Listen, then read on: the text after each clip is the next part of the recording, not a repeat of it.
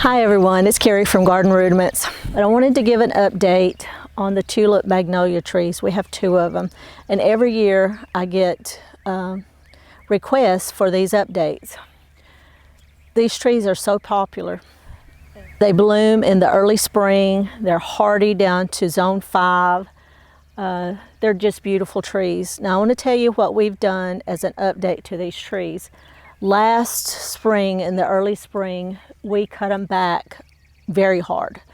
When we mow, we hate to run into limbs and stuff, so we always prune out under the bottom so that it makes it a lot easier to mow around. And we have actually taken out most of the grass around these trees so that it's easier to mow. But you can see we've got big, beautiful blooms. We've had 1 frost on them that did very little damage because we've had very little frost this spring, but they're all coming out just beautiful. We had a hard wind that come through about 2 weeks ago, and I thought, okay, it's going to take off all the blooms, but it didn't. They're still here.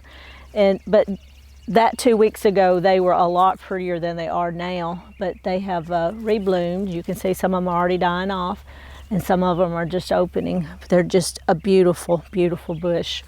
And I call this a bush. I know it is a tree, but to me, they have a bush form. And if you look on past me, you can see the other one. So we have 2 in our front yard, and we trimmed them both at the same time. And I thought, okay, maybe they won't bloom because we had, cut off some, because we had pruned them so hard. But they actually have bloomed more because of it. Now these trees can get 15 to 20 foot tall, but we've kept ours shorter just because they're in our front and we want to keep them looking pretty and be able to mow around them. So you can see, look at the top. Look how the blooms are up there. Just so full and so pretty.